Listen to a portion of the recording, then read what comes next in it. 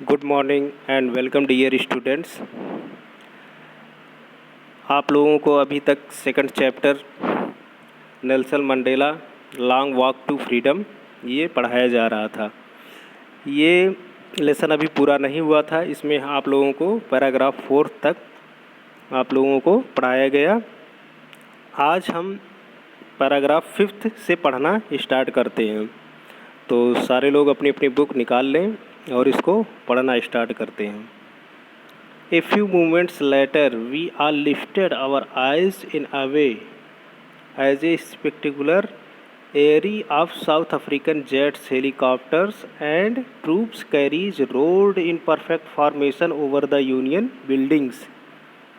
कुछ ही क्षणों पश्चात हम सभी ने सम्मान और भय भरी नज़रों से ऊपर देखा, क्योंकि दक्षिण अफ्रीकी जेट, हेलीकॉप्टर और सैनिकों को ले जाने वाले बड़े हवाई जहाज़ एक शानदार कतार उत्तम संरचना बनाते हुए यूनियन बिल्डिंग के ऊपर से गरजते हुए गुजरते हैं।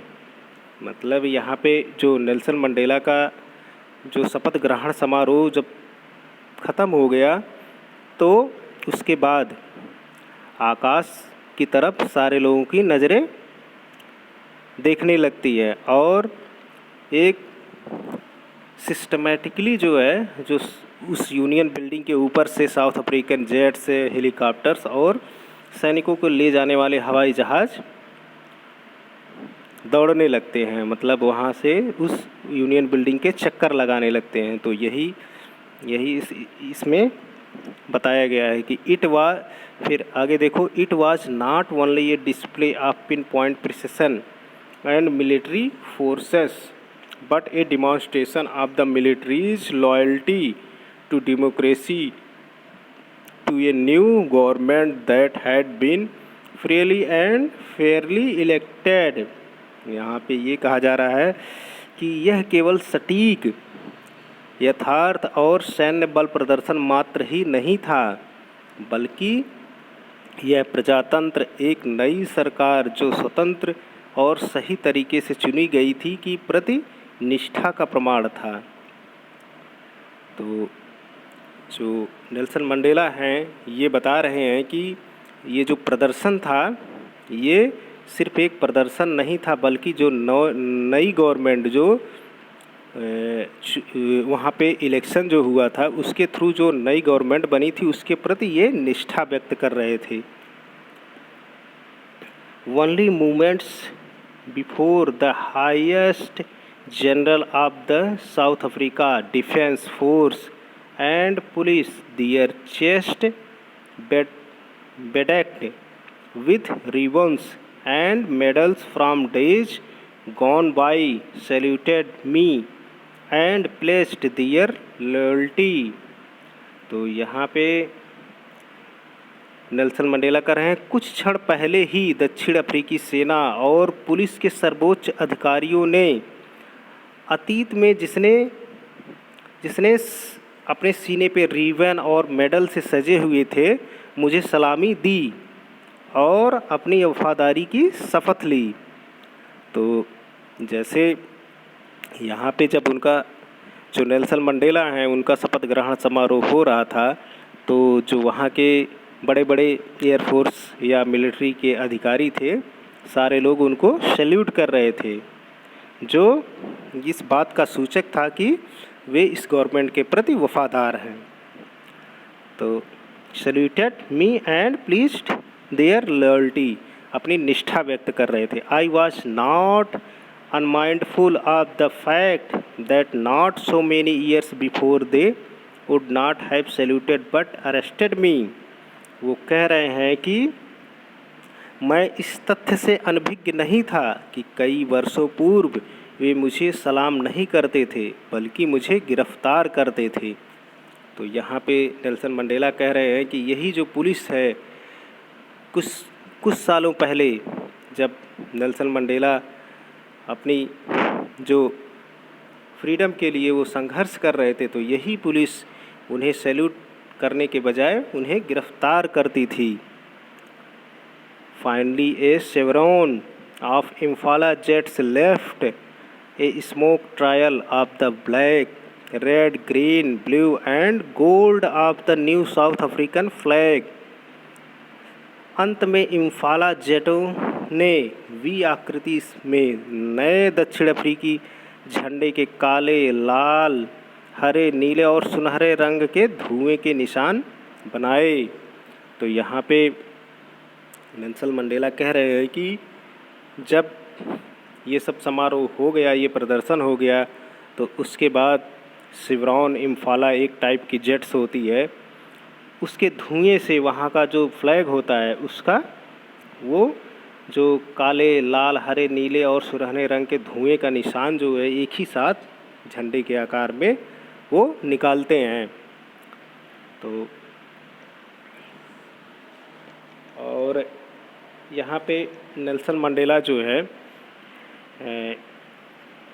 कहते हैं कि उनका जब नेल्सन मंडेला का शपथ ग्रहण समारोह जो है जब ख़त्म हो गया, तो वहाँ की जो जेट्स वगैरह थी, जो मिलिट्री फोर्सेस वगैरह, सारे लोग उनके प्रति लॉयल्टी व्यक्त करने के लिए यूनियन बिल्डिंग के ऊपर से एक फॉर्मेशन में जो है, फॉर्मेशन का मतलब जो कतार में वहाँ पे वो लोग विचरण करते हैं, और जो वहाँ की मिलिट्री फोर्सेस वगैरह है उनको सैल्यूट करती है।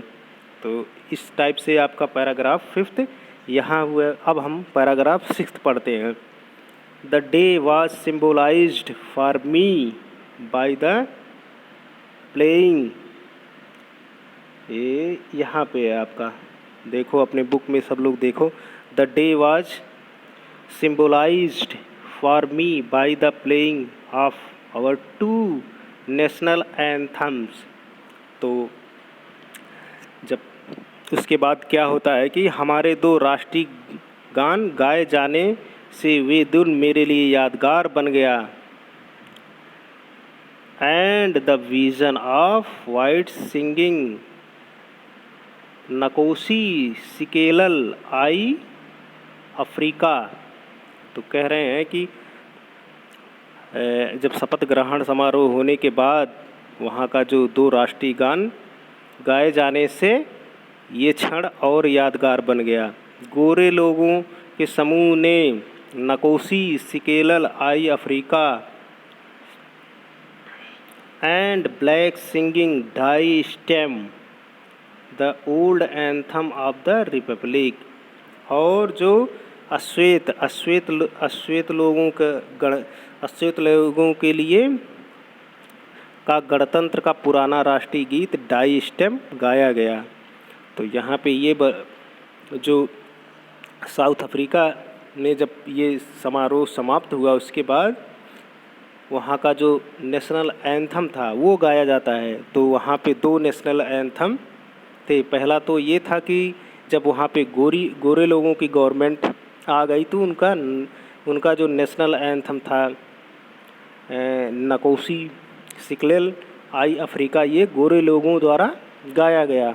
और जो रिपब्लिक गवर्नमेंट वहाँ पे जो बनी थी, उन लोगों का भी जो पुराना राष्ट्रीय गान था डाई स्टेम गाया गया।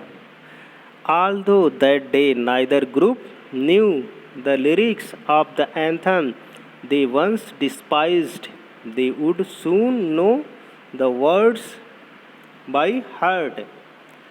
तो यहाँ पे कह रहे हैं कि हाँ कह रहे हैं although that day, हालांकि उस दिन, नाइदर ग्रुप, उस दिन किसी भी समूह को राष्ट्रगान की धुन नहीं पता थी जिसे उन्होंने कभी निम्न स्तर का समझा था। जल्दी ही वे शब्दों को दिल से याद कर लेंगे। मतलब यहाँ पे although that day neither group knew the lyrics of the anthem they more despised, they would soon know the words by heart।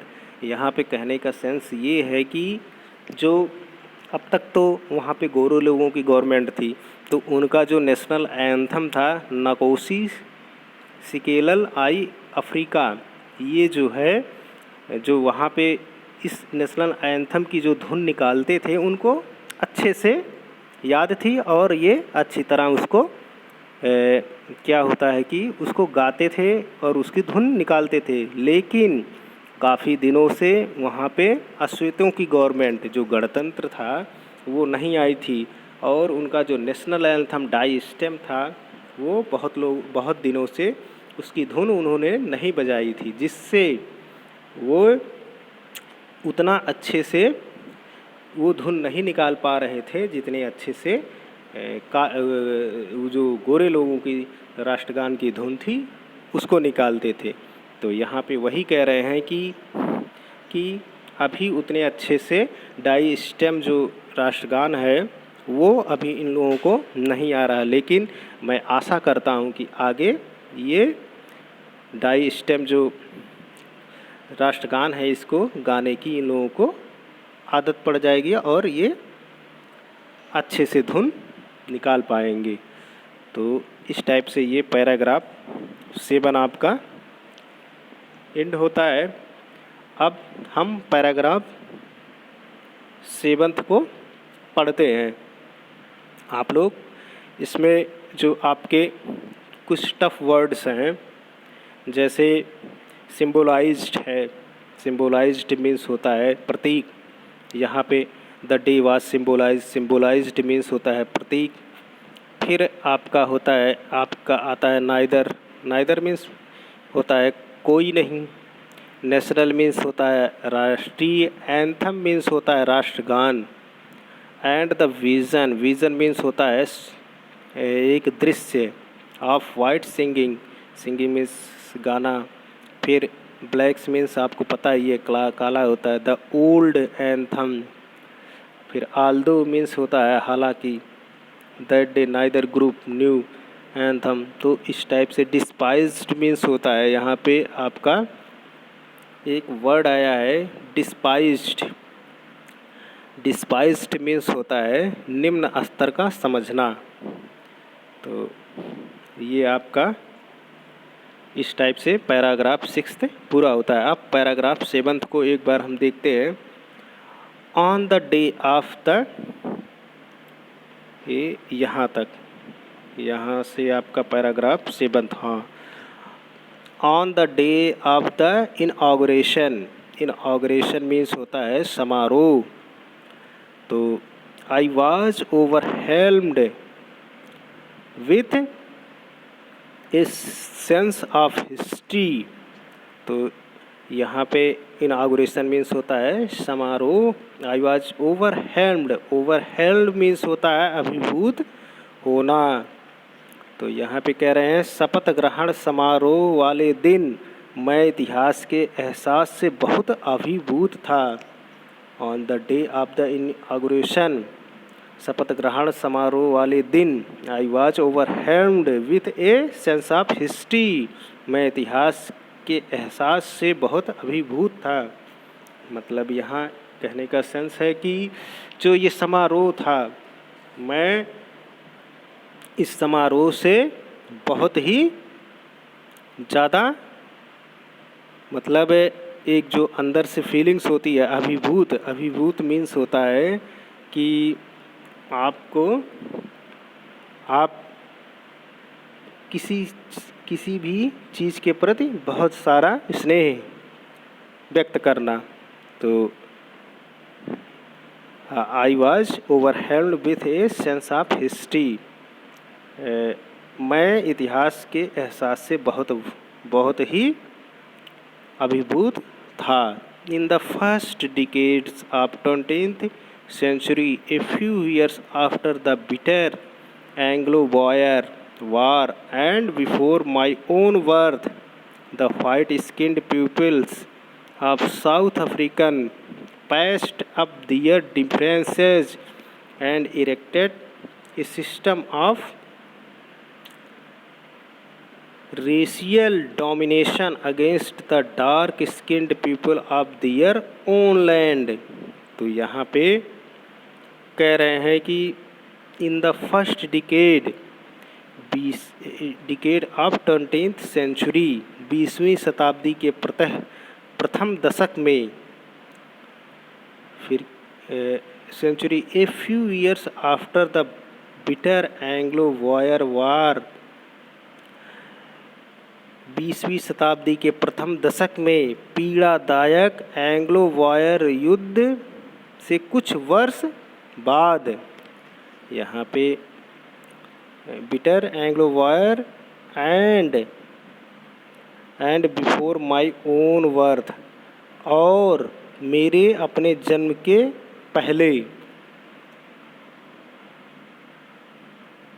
पहले the white skinned peoples of South Africa passed up their differences, दक्षिण Africa के गोरी चमड़ी वाले गोरे लोग ने अपनी आपसी झगड़े का निवारण किया।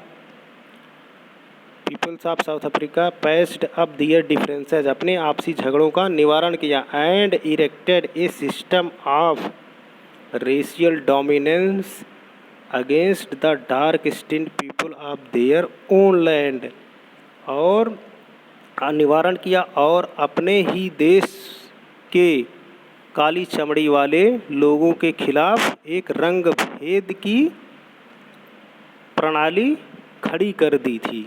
मतलब यहाँ पे फिर से देखो, इसको समझने की कोशिश करो, लंबा सेंटेंस है। तो यहाँ पे कह रहे हैं कि in the first decade of 20th century, 20वीं शताब्दी के 20वीं शताब्दी के प्रथम दशक में, in the first decade of 20th century, 20वीं शताब्दी के प्रथम दशक में, a few years after the bitter Anglo Boer war, और Anglo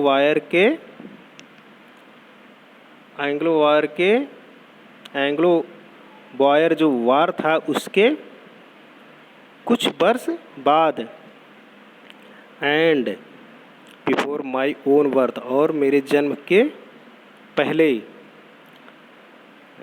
the white skinned people of दक्षिण Africa passed up their differences, जो दक्षिण अफ्रीका के गोरे लोग थे वे अपने आपसी झगड़ों का निवारण किया और अपने ही patched up their difference and erected a system of racial dominance against the dark skinned people of their own land, और अपने ही देश के काली चमड़ी वाले लोगों के खिलाफ एक रंग भेद की प्रणाली खड़ी कर दी। The structure they created formed the basis of one of the harshest most inhuman societies the world has ever known, और जो ढांचा उन्होंने बनाया था उसने दुनिया में पहचाने जाने वाले सबसे कठोर, सबसे निर्दयी समाजों के आधार प्रदान किया। इनह्यूमन, तो यहाँ पे आप डार्क स्किन्ड पीपल दियर, हाँ, the structure they created, structure means होता है संरचना, they created means banana, formed the basis of one of the harshest, basis means होता है आधार, हार्शेस्ट मीन्स होता है कि सबसे कठोर, मोस्ट इनह्यूमन मीन्स होता है जो इनह्यूमन, हार्शेस्ट मीन्स कठोर होता है, इनह्यूमन मीन्स क्रूअल या निर्दयी। तो यहाँ पे इनह्यूमन सोसाइटीज़ मीन्स होता है समाज, द वर्ल्ड्स एवर नोन, तो यहाँ पे यही कह रहे हैं कि जो ढांचा उन्होंने बनाया था उससे दुनिया में पहचाने जाने वाले सबसे कठोर, सबसे निर्दयी समाजों को आधार प्रदान किया। और हाँ, सिस्टम, हाँ, फिर now in the last decade of the 20th century and my own 8 decades as a man, that system had been overturned forever and replaced by one that recognized the rights and freedoms of all peoples regardless of the color of their skin। तो यहाँ पे ये कह रहे हैं कि अब 20वीं शताब्दी के आखिरी दशकों में और मनुष्य के रूप में मेरे अपने 8वें दशक में वह व्यवस्था हमेशा हमेशा के लिए पलट गई और उसकी जगह ऐसी व्यवस्था ने ले ली जो चमड़ी के रंग को ध्यान में ना रखते हुए सभी लोगों के अधिकार और स्वतंत्रता को पहचानती है। तो इस सेंटेंस को फिर से देखते हैं। The structure they created form the basis of one of the harshest most inhuman societies of the world has ever known. मतलब उन्होंने जो ये ढांचा तैयार किया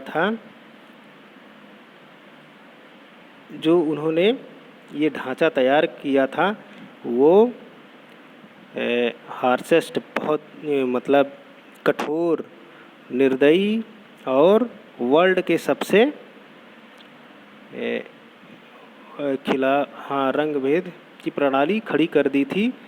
जो ढांचा उन्होंने बनाया था उसे दुनिया में पहचाने जाने वाले सबसे कठोर, सबसे निर्दयी और समाजों के आधार प्रदान किया गया। फिर now in the last decades of 20th century, अब 20वीं शताब्दी के लास्ट मतलब आखिरी दशकों में,